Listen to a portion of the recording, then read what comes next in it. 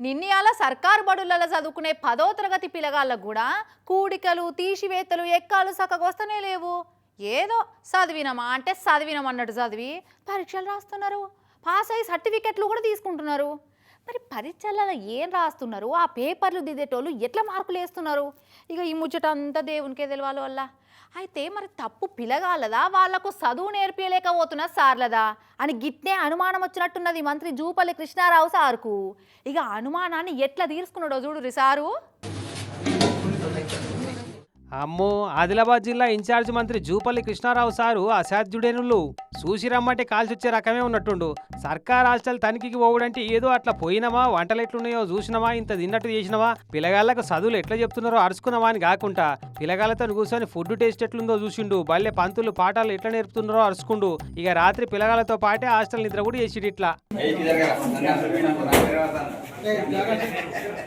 కొమురం భీం ఆసిఫాబాద్ జిల్లా జైనూరు మండలం మార్లవాయి సర్కార్ ఎస్టీ హాస్టల్ ఇది. ఈ ఇంట్లో హాస్టల్ నిద్ర చేసిండు. అయితే సారు పక్క పంటే 10వ క్లాస్ పిల్లగాడు వన్నాడు చూడు. ఇక పండుకునే ముంగట పిల్లగాంతో ఇట్లా ముచ్చట పెట్టుకుంటా లెక్కల ప్రశ్న వేసిండు.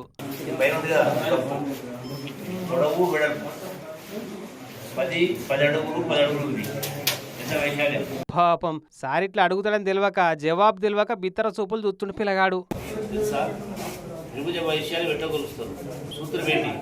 For a దీర్ఘచతురస్రాకార rectangle area, how you measure it? సూత్రం ఏంటి?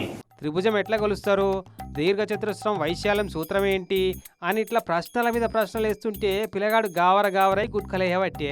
సూత్రాలేమో కానీ పిల్లగానికి లాగులనే మూత్రం పడ్డంత పని అయింది. ఇటు మాజీ మంత్రి ఇందకరణ్ సార్ కూడా ఈ జూపల్లి గారికి చిన్నప్పుడు చదువుకున్న చదువు ఇంకా గుర్తుంది, ఇంతకు దీర్ఘచతురస్ర వైశాల్యం సూత్రం ఏందో ఉండే కదా అన్నట్టు ఆలోచనలో పడ్డాడు. ఇంతలే లైట్లు బంద్ చేసి అందరు బయటికి పంపనంగానే అమ్మయ్య అని గట్టిగా గాలి పీల్చుకుంటూ పిల్లగాడు. ఇక అటు ఆన్సర్లు తెలియక పిల్లగాళ్ళకి ఈ చిన్నపాటి సూత్రాలు కూడా తెలియకుంటే ఎట్లా అని మంత్రి గారు మెల్లగా ఆలోచించుకుంటా నిద్రలకు జారుకున్నారంతా. ఇక తెల్లారు లేచి దబదబ ముఖం కడుక్కొని పిల్లగాళ్ళతో నాస్ట్ చేసిండు. ఇక నాస్ట్ అయిపోయినాక హాస్టల్లో సార్లు టీచర్లు 10వ తరగతి పిల్లగాళ్ళందరినీ ఇట్లా చెట్టు కింద కూసబెట్టి అసలు ముచ్చట మొదలు పెట్టిండు. పిల్లగాళ్ళు పొద్దుగాల 5 గొట్టంగా ఎత్తారట, రాత్రి మళ్ళీ 9 గొట్టంగా నిద్రపోతారట. మరి ఇన్నేసి గంటల పాటు ఏం చేస్తున్నట్టు అని అరుచుకుండు. మరి పొద్దున 5 గంటలు 4 గంటలకు లేపుతామంటుండ్రు, రాత్రి 9 గంటలు బండిస్తే పడుకోబెడతా ఉంటున్నారు. మరి ఇంత చేస్తే కూడా ఈ పరిస్థితి ఉంది అంటే వాళ్లకు చదువు పైన ఆసక్తి అనేది క్రియేట్ చేయడం లేదు. ఏదో చెప్పినవా అంటే చెప్పినవా అని కాకుండా వాళ్ళకి చదువు మీద ఇంట్రెస్ట్ కలిగేటట్టు చెప్పాలన్నాడు. సారు చిన్నతనంలో పురుషోత్తం సార్ అనే లెక్కల సార్ ఉండేనట.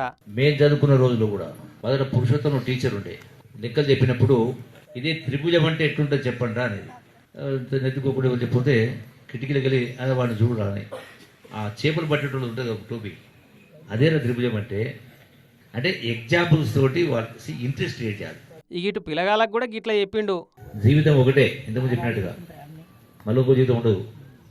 కానీ అందుకే ఇష్టపడి చదవాలి, నేర్చుకోవాలి. తిన్నావురా బసవన్న అంటే తిన్నా, పన్నావురా బసవన్న అంటే పన్నా అన్నట్టు అర్థం అయినా కాకుండా అండర్స్టాండ్ అనగానే ఎస్ సార్ అని తలకాయ ఊపుతారు కదా, అట్లా చేయొద్దట. అర్థం కాకుంటే మళ్ళా అడగాలన్నట. అర్థం కాకపోతే టీచర్ అడగాలి, అడగకపోతే మీ తప్పు అవుతుంది. అడిగితే చెప్పకపోతే వాళ్ళు తప్పు అవుతుంది, అడగకపోతే మీ తప్పు అవుతుంది.